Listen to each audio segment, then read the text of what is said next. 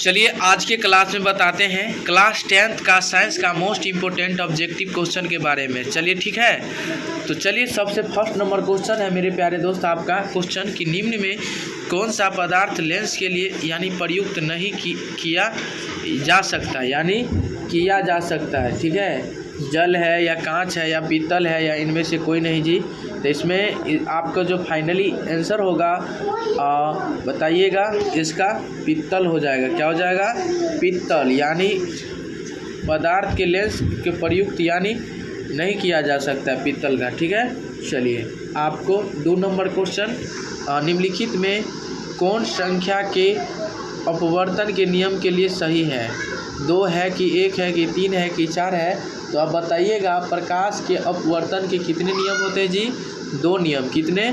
2 नियम है। तो 2 नियम जो है किस ऑप्शन में, 2 किस ऑप्शन में नज़र आ रहा है? तो आपको ए ऑप्शन में, यानी 2 का ए ऑप्शन आपको फाइनली आंसर हो जाएगा। चलिए 3 नंबर क्वेश्चन के बारे में बताते हैं। किसी वस्तु का प्रतिबिंब आँख के जिस भाग पर बनता है वह क्या कहलाता है? कॉर्निया कहलाता है कि रेटिना कहलाता है कि पुतली कहलाती है कि आइरिस कहलाती है? क्या कहलाती है? तो 3 का मोस्ट इम्पोर्टेंट आपको जो हो जाएगा रेटिना। क्या हो जाएगा? रेटिना। आपको रेटिना आपको फाइनली आंसर हो जाएगा, यानी 3 का बी ऑप्शन जो है ना आपको फाइनली आंसर हो जाएगा। चलिए तो आप बताते हैं कि किसी माध्यम के अपवर्तनांक का मान होता है, किसी माध्यम का अपवर्तनांक होता है साइन आई, यानी साइन आर बटा साइन आई, साइन आई बटा साइन आर, साइन आई गुने sine R, sine I plus sine R. तो 4 का मोस्ट इम्पोर्टेंट क्वेश्चन जो है, ध्यान दीजिएगा, 4 का मोस्ट इम्पोर्टेंट क्वेश्चन आपको बी ऑप्शन हो जाएगा। क्या हो जाएगा? 4 का बी ऑप्शन आपको फाइनली आंसर हो जाएगा। 4 का बी ऑप्शन आपको फाइनली आंसर हो जाएगा। चलिए 5 नंबर क्वेश्चन है जी, एक गोलीय दर्पण की फोकस दूरी 20 cm है तो यह गोलीय दर्पण कैसा है? यानी एक गोलीय दर्पण की फोकस दूरी 20 cm है तो यह गोली दर्पण कैसा है जी? उत्तल है, अवतल है, सब यानी समतलोत्तल है, इनमें से कोई नहीं। तो आप बता सकते हैं 5 का ए ऑप्शन आपको फाइनली आंसर हो जाएगा, यानी उत्तल दर्पण। क्या हो जाएगा? उत्तल दर्पण। चलिए 6ठा नंबर क्वेश्चन है आपका, मोस्ट इम्पोर्टेंट है, ध्यान दीजिएगा।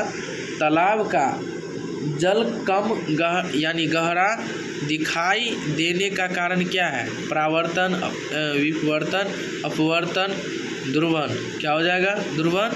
तो बताइएगा इसका जो फाइनली आंसर होगा 6 का सी। क्या हो जाएगा? अपवर्तन। क्या होगा? अपवर्तन हो जाएगा। 6 का सी ऑप्शन आपको फाइनली आंसर हो जाएगा। 7 नंबर क्वेश्चन बताइएगा, अवतल दर्पण की फोकस दूरी होती है, यानी अवतल दर्पण की फोकस दूरी क्या होती है?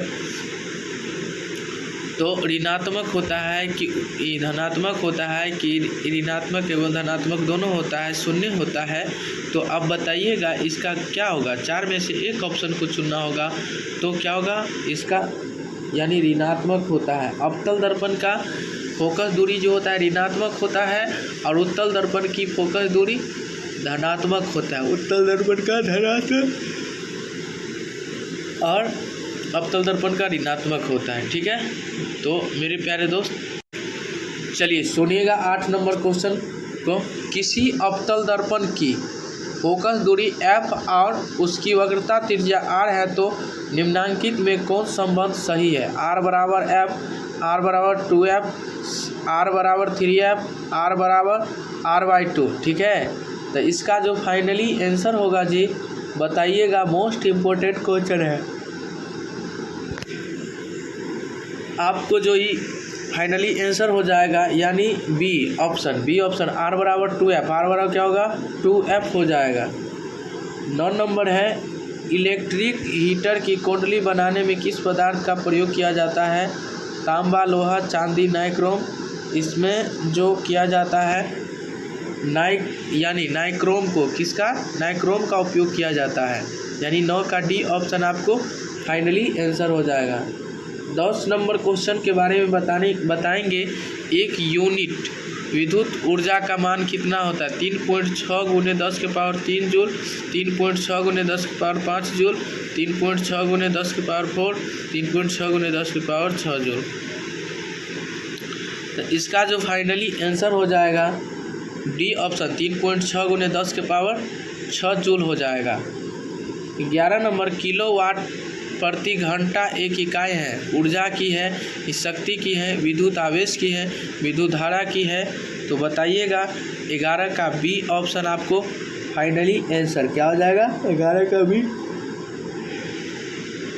3.6 गुने 10 के पावर 5 जूल हो जाएगा। यानी इसका जो फाइनली आंसर होगा जी, मोस्ट इम्पोर्टेंट क्वेश्चन है 11 का शक्ति की क्या है, किसका है? किलोवाट शक्ति की है। चलिए 12 नंबर क्वेश्चन है विद्युत यानी फ्यूज धारा यानी धारा के किस सिद्धांत पर कार्य करता है? तो ऊष्मीय, कहाँ पे? ऊष्मीय। 12 का ए ऑप्शन आपको फाइनली आंसर हो जाएगा। 13 नंबर वोल्ट मीटर को विद्युत परिपथ में किस क्रम में जोड़ा जाता है? यानी वोल्ट मीटर को विद्युत परिपथ में किस क्रम में जोड़ा जाता है? श्रेणी क्रम में, समांतर क्रम में, ए और बी दोनों, इनमें से कोई नहीं। तो बता सकते हैं मेरे प्यारे दोस्त।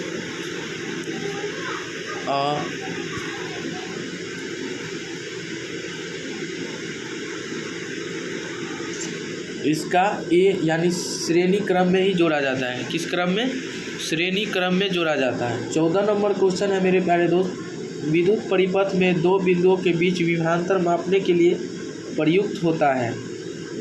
आमीटर, वोल्टमीटर, गैल्वेनोमीटर, प्लग, कुंजी। तो बताइएगा इसका जो फाइनली आंसर होगा वोल्टमीटर हो जाएगा। यानी 14 का बी ऑप्शन आपको फाइनली आंसर हो जाएगा। बताइएगा 15 नंबर क्वेश्चन है आपका कि जल विद्युत यानी संयंत्र किस ऊर्जा को विद्युत में रूपांतरित करता है? तापीय ऊर्जा में, नाभिकीय ऊर्जा में, सौर ऊर्जा में, स्थिति यानी स्थिर ऊर्जा में। तो इसका जो फाइनली आंसर होगा जी, बताइएगा आपको स्थित ऊर्जा में। आपको 15 का डी ऑप्शन आपको फाइनली आंसर हो जाएगा। 16 नंबर क्वेश्चन है विद्युत बल्ब में यानी कौन सी गैस भरी रहती है? यानी विद्युत बल्ब में जो है कौन सी गैस भरी रहती है? तो नाइट्रोजन या वायु या निष्क्रिय गैस या हाइड्रोजन गैस। तो इसका जो फाइनली आंसर हो जाएगा 16 का सी ऑप्शन आपको निष्क्रिय गैस। क्या हो जाएगा? निष्क्रिय गैस आपको मोस्ट इम्पोर्टेंट क्वेश्चन हो जाएगा।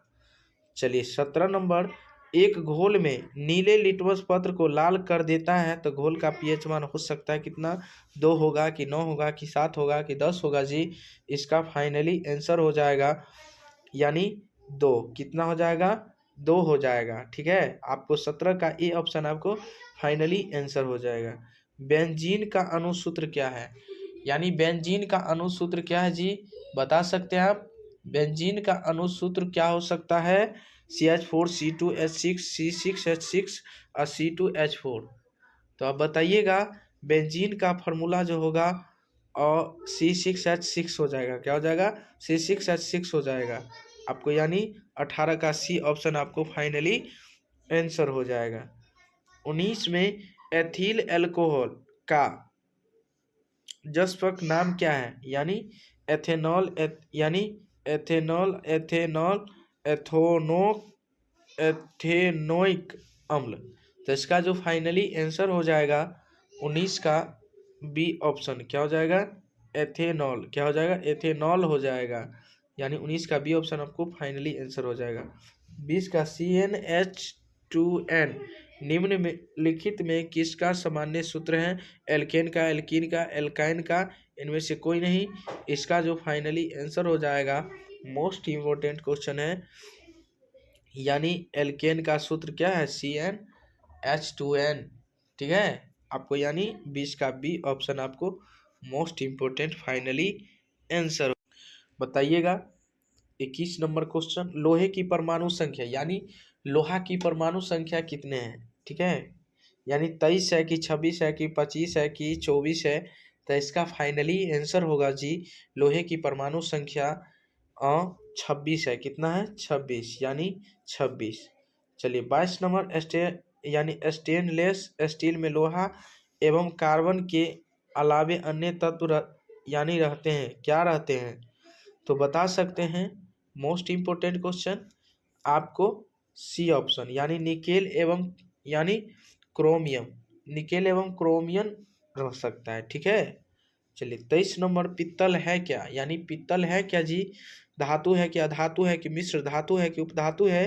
तो बता सकते हैं पित्तल जो है एक क्या है, मिश्र धातु है। पित्तल क्या है? एक मिश्र धातु है, यानी 23 का सी ऑप्शन आपको फाइनली आंसर हो जाएगा। 24 का यानी निम्नांकित यौगिकों में कौन अम्ल है, कौन अम्ल है जी? तो इसका फाइनली आंसर H2SO4 क्या है जी?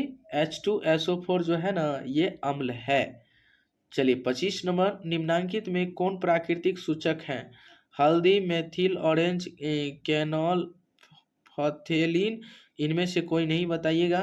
तो 25 का मोस्ट इम्पोर्टेंट क्वेश्चन आपको हो जाएगा हल्दी। क्या हो जाएगा? प्राकृतिक सूचक क्या जी? हल्दी है। चलिए 26 नंबर बताइएगा, OH अभिक्रियाशील मूलक वाले यौगिक का नाम क्या है? कीटोन है, यानी अल्कोहल है, यानी अम्ल है, यानी एल्डिहाइड है। तो इसका जो फाइनली आंसर हो जाएगा यानी अल्कोहल हो जाएगा। क्या हो जाएगा? यानी आपको 26 का बी ऑप्शन आपको फाइनली आंसर हो जाएगा। कैल्शियम कार्बन जल के साथ अभिक्रिया करके देता है, यानी alkene, ethane, ethene, ethyne.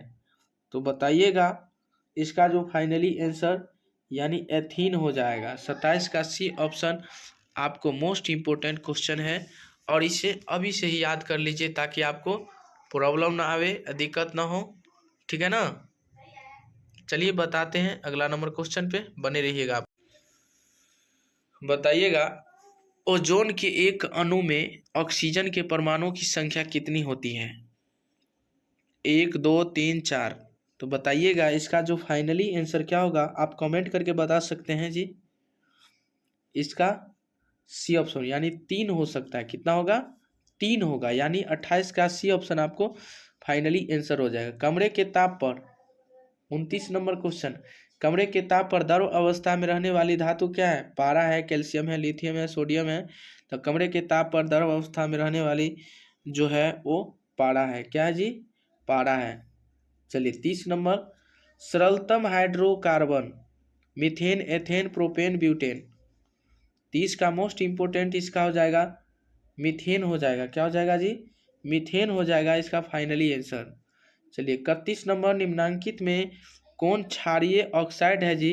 SO2, NO2, P2O5, Na2O। तो 31 का मोस्ट इम्पोर्टेंट क्वेश्चन जी इसका यानी डी ऑप्शन यानी Na2O, ठीक है ना। चलिए 32 नंबर है आपका, बेकिंग पाउडर का एक मिश्रण,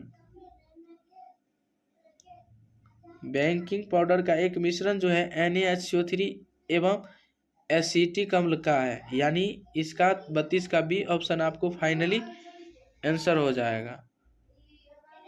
न्यूक्लियस शब्द किनके द्वारा दी गई है? तो बताइएगा, यानी रॉबर्ट ब्राउन ने, ठीक है, यानी 33 का ए ऑप्शन। 34 नंबर, पौधे में भोजन किस रूप में जमा होता है? ग्लूकोज में, प्रोटीन, स्टार्च, फैटी यानी एसिड में। तो इसका जो फाइनली आंसर हो जाएगा जी स्टार्च में, ठीक है।